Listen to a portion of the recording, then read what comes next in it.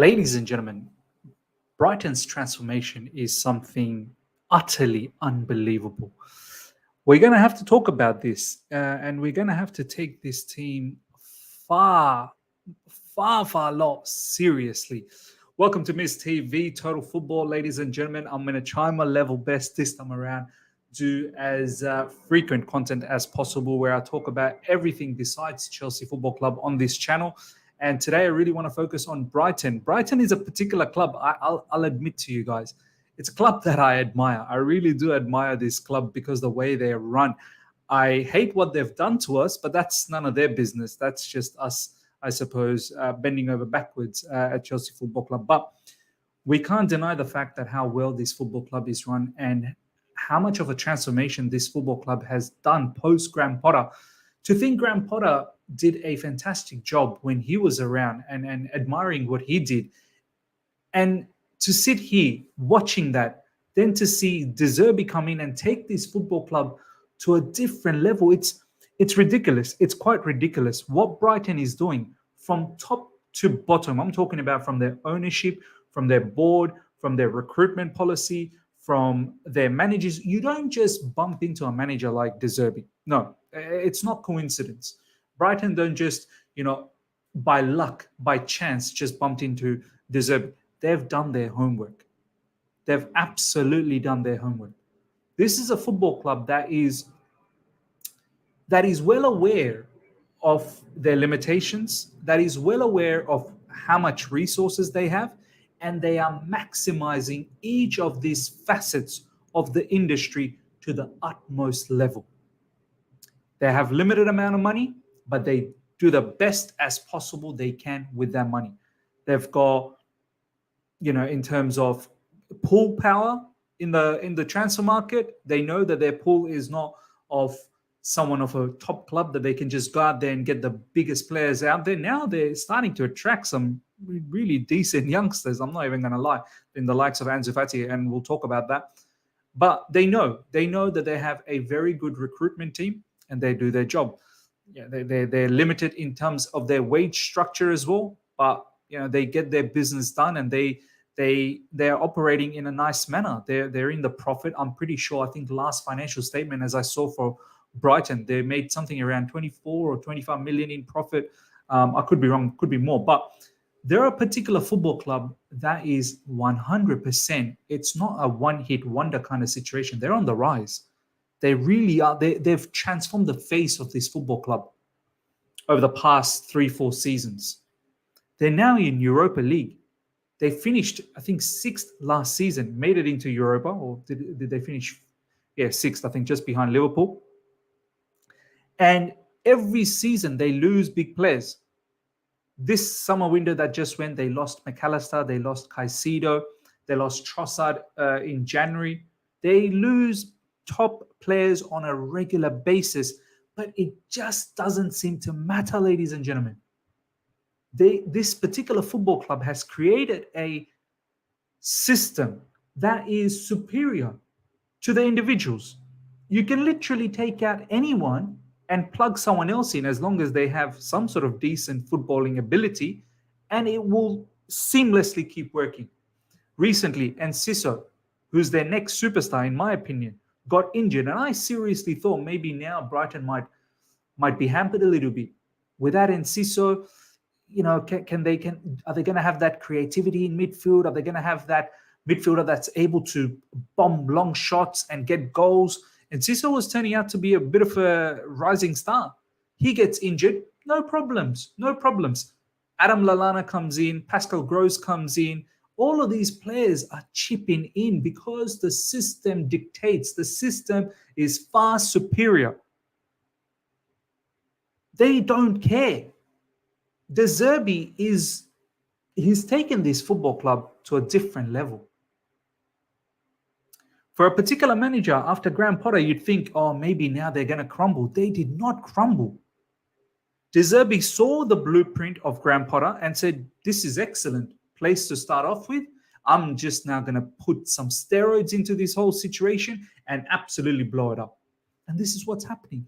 They are going toe-to-toe with some of the biggest teams in the Premier League, and they're not just competing, they're ripping them up. I don't know if you guys saw the match against Man United. I kid you not. They toyed with Man United and Brighton weren't even trying. Brighton weren't even trying. Their build-up is so fast. Creating little triangles, sometimes creating squares, rectangles, all of that. All different shapes and forms. Someone passes, goes into another position, pass, moves into another position. It's like a clockwork. It's a clockwork. Every single player knows what needs to happen, where they need to move. They know exactly how to penetrate the opposition. It don't matter. It simply don't matter. And it's not like defensively they're stupid. Sometimes they get done, yes. On counters, recently we saw West Ham, they've done them. Yes, that kind of stuff every now and then happens. But overall, most times than none, Brighton will win games because of the way they play. Look at the goals that they scored against Man United. There was one goal, I think 33 passes. Pascal Gross's goal.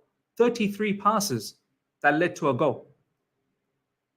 Tariq Lamptey, who we always knew plays on the right side. Yeah, okay, can play on the left as well.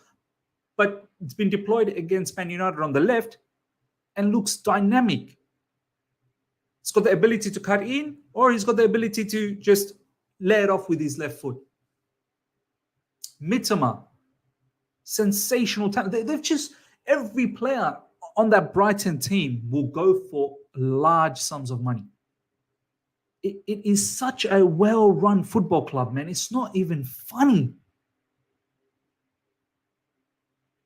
And they're just rinsing, the rival clubs with transfer fee. Look at us, 115 million for Caicedo. McAllister, of course, got away with it because McAllister had a release clause, 35 million. But, they made it up with Caicedo, 115 million, more than enough. Some of the transfers they've done this season, I'm pretty certain they're going to work out amazingly. And the Zerbi, this guy, he's destined for a big club after this. He's 100% destined for a big club. The pictures of Lamptey and João Pedro. João Pedro, another top-notch signing for them. This, ladies and gentlemen, was the setup against Man United. You look at the Man United team, I'm talking about a historic club like Man United with so much pedigree and heritage, absolutely rinsed up at Old Trafford, abused, insulted. The pants were pulled down and laughed at. Look at the Man United team, ladies and gentlemen. Rashford, Højlund, Fernandes, Eriksen, Casemiro, McTominay, Reguilon, Martinez, Lindelof, Dalot, and Onana. When you look at this team, you think, wow, that's a star-studded team for Man United. Of course, they're in a lot of turmoil and a lot of crisis. I get that. I understand that. But when you see Brighton's team on paper, Steele and goalkeeper, Veltman, Van Heek, Dunk, Lamptey, Daoud, who's a bit of a misfit in Dortmund, but they picked him up. Gross, Adingra. I don't even know where Adingra's from, but he looks like the next big thing as well. Lallana. How does Lallana, a particular player that seems like he's been around for so long, and they've got Milner as well, but this is where the experience kicks in too. Lallana was crucial for that first goal against Man United for Welbeck. Lallana dummy, sold the defender, Man United defender, and Welbeck came in and slotted it in. Welbeck, someone who's flopped almost everywhere in Man United, in Arsenal, and now he's looking brilliant for Brighton. Mitoma is just an unbelievable winger. They're picking these players up for peanuts all across the world. Look at that bench. Ansu Fati is hugely hyped in La Masia, in Barcelona. These are the level of players now Brighton are starting to, convince and pull into their football club. João Pedro as well, very, very good footballer. Billy Gilmore. I've seen him play a few times now for Brighton. Looks very good. James Milner, experience. Evan Ferguson. He scored a hat-trick the week before against Newcastle. this football club is running wild, ladies and gentlemen, and I'm actually, do you know what? Like, I can't wait to watch them on in Europa League. I'm actually going to cover as much as I can of their games in Europa League. They're an exciting team to watch, man. They really are. And the way they're operating, as I said, from top to bottom, it's ridiculous. It's ridiculous. They're an absolute gold standard at the moment. And they are going toe to toe against some of the top clubs in the Premier League with abundance of resources available. Like teams like Man United, even us, when Chelsea meet Brighton very soon in the Carabao Cup, we're scared. We're scared. We are scared to face them. Unbelievable. Ladies and gentlemen, let me know your thoughts in regards to Brighton. Do you think they're going to disappear one day? Or do you think, they're here for the good? Even if Zerbi leaves, I'm pretty sure they'll do their homework and they'll bring someone else in next up. Not many people knew about Zerbi before Zerbi came to Brighton. They'll do their homework. They're not stupid. They have contingency plan. This is what I mean. They'll run unbelievably, excellently run. Ladies and gentlemen, let me know your thoughts about Brighton. I feel like this is a particular club we need to look out where they're going, because they're changing the stratosphere. They really are. They're changing the level field. They're disrupting the situation. And that's quite interesting to watch. Smash the like button. Hope you guys have enjoyed this. If you're here for the first time, subscribe, hit the bell notification to stay in touch with all my content. And I shall see you guys very, very soon. So yeah.